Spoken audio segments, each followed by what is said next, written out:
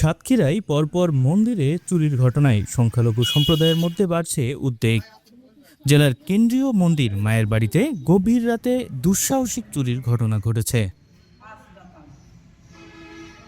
সাতক্ষীরা শহরের পুরাতন এলাকায় অবস্থিত কেন্দ্রীয় মন্দির মায়ের বাড়ি। বুধবার দুর্বৃত্তরা মন্দিরের একাধিক কক্ষের তালা কেটে ভেতরে প্রবেশ করে প্রতিমার স্বর্ণালঙ্কার ও দানবাক্সের নগদ অর্থ লুট করে পালিয়ে যায়। মন্দির কর্তৃপক্ষের দাবি, প্রায় 18 লাখ টাকা স্বর্ণালঙ্কার, রূপা ও নগদ অর্থ চুরি হয়েছে।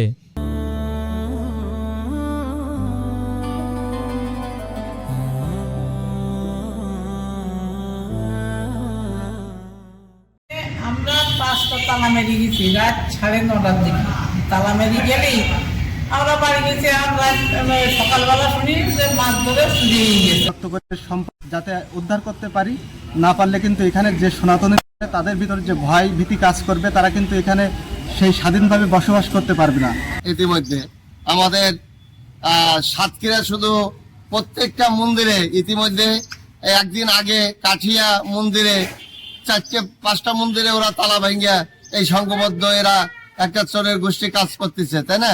এইটা কি ইতিমধ্যে যদি প্রশাসন চেষ্টা করে যে তাদের ধরা সম্ভব, সবই সম্ভব। আমি চাই এতে খুব দ্রুত এই চোরেদের ধৈর্য শাস্তির আওতা আনার জন্য, এই মানুষের এই রাত্রে ঘুম হারাম যাতে না হয়, মানুষ যাতে নিশ্চিন্তে ঘুমোতে পারে, তার সুব্যবস্থা প্রশাসনের করতে হবে। দরকার আমরা সাধারণ মানুষ, তাদের সাথে আমরা একত্রিত ঘোষণা করব, আমরা তাদের সহযোগিতা করব, এরকম অকারণ যাতে আর কিছু না হয়। আমি দীপাশিনী তরফদার, সিনিয়র শিক্ষক, সাতক্ষীরা সরকারি বালিকা উচ্চ বিদ্যালয়। আমি মায়ের জেলা মন্দির সমিতির একজন সদস্য। আমি অত্যন্ত দুঃখের সাথে জানাচ্ছি যে গত রাত 3:18 সাতক্ষীরা জেলা কেন্দ্রীয় মন্দির এই মায়ের বাড়িতে 3টা মন্দির, মায়ের মন্দির, রাধা গোবিন্দ মন্দির এবং জয়মবরু প্রভুর মন্দির, 3টা মন্দিরে দুর্দর্শ চুরি হয়েছে।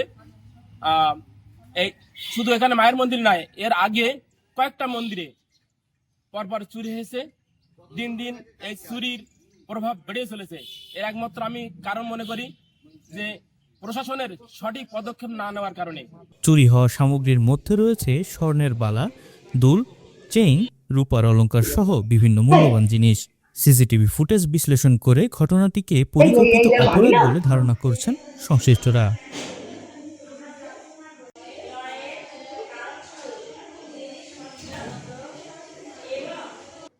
আমাদের মন্দিরে গতকাল ভোরে কতিপয় চোর, তারা মন্দিরের প্রত্যেকটা মন্দিরের তালা ভেঙে আমাদের মন্দির থেকে, বিশেষ করে আমাদের কালী মন্দির এবং অন্নপূর্ণা মন্দির থেকে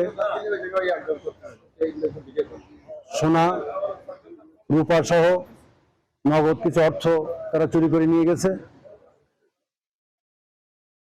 ইতিপূর্বে মন্দিরে একবার চোরের অনুপ্রবেশ ঘটেছিল, কিন্তু সেবার তারা কোনো কিছু নিতে পারেনি। কিন্তু দুঃখের বিষয়, আমাদের প্রশাসন সেই চোরকে অদ্যাবধি তারা অ্যারেস্ট করতে পারেনি। গত পরশুদিন কাঠিয়া মন্দিরেও একই অবস্থায় তাদের 9টা তালা ভেঙে তাদের ওখান থেকেও কিছু অর্থ এবং সোনা রূপা কিছু চুরি হয়েছে। আজকে যখন একটি নির্বাচিত সরকার ক্ষমতায়, তখন এইভাবে সাতক্ষীরা জেলার যে কেন্দ্রীয় মন্দির, এই কেন্দ্রীয় মন্দির সহ বিভিন্ন বড় বড় মন্দিরগুলোকে টার্গেট করে এই চুরির ঘটনা ঘটছে। এটা শুধু মন্দিরের নিরাপত্তা নয়, এদেশের সনাতন সম্প্রদায়ের নিরাপত্তার উপর একটা আঘাত বলে আমরা মনে করি। আমি আশা করব যে বর্তমান যে প্রশাসন, সাতক্ষীরা জেলা প্রশাসন সহ পুলিশ প্রশাসন, তারা অত্যন্ত গুরুত্বের সাথে এই বিষয়টা দেখবেন এবং অনতিবিলম্বে যারা এই চুরি অপরাধের সাথে জড়িত তাদেরকে গ্রেপ্তার করে আইনের আওতায় নিয়ে এসে দৃষ্টান্তমূলক শাস্তির বিধান করবেন, এটা আমি বিশ্বাস করি। তা নাহলে আগামীতে যদি এই সমস্ত চোর এবং এদের সংঘবদ্ধ চক্রকে ধরা না যায়, আগামীতে আরো বড় কোনো অঘটন ঘটতে পারে বলে আমি মনে করি। অতএব প্রশাসন এই বিষয়ে তীব্র দৃষ্টি রাখবেন এবং তাদেরকে এই বিষয়ে আমরা দ্রুত পদক্ষেপ নেওয়ার অনুরোধ জানাচ্ছি। জেলা প্রশাসন জানিয়েছে ঘটনাটি গুরুত্ব দিয়ে তদন্ত করা হচ্ছে এবং নিরাপত্তা জোরদার করা হয়েছে। আসলে মূলত এটা একটা দুঃখজনক ঘটনা। সাতক্ষীরা জেলার যে কেন্দ্রীয় মন্দির, সেখানে চুরির মতো একটা ঘটনা ঘটেছে। বিষয়টা অবহিত হয়ে আমাদের জেলা প্রশাসনের পক্ষ থেকে এবং পুলিশের পক্ষ থেকে প্রয়োজনীয় এই অপরাধের সাথে যারা জড়িত তাদেরকে খুঁজে বের করার ব্যাপারে কার্যক্রম অলরেডি চলছে। মূলত আমরা তাদেরকে, আমাদের এই মন্দির কর্তৃপক্ষকে আমরা আশ্বস্ত করতে এসেছি যে অপরাধী যেই হোক তাকে আমরা ধরবো বা খুঁজে তাকে বের করার চেষ্টা করবো এবং চুরি হয়ে যাওয়া যে মালামাল সেগুলো বের করে তাদের কাছে দেওয়ার চেষ্টা করব। তো আপনারা ধৈর্য রাখবেন। আমরা আশা করি যে আমাদের আইনশৃঙ্খলা রক্ষাকারী বাহিনী যেভাবে কাজ করেছে বা আমি তাদের কাছ থেকে যে আপডেট পেলাম, হয়তো এটা খুব দ্রুতই অপরাধীরা আইনের আওতায় চলে আসবে। ধন্যবাদ।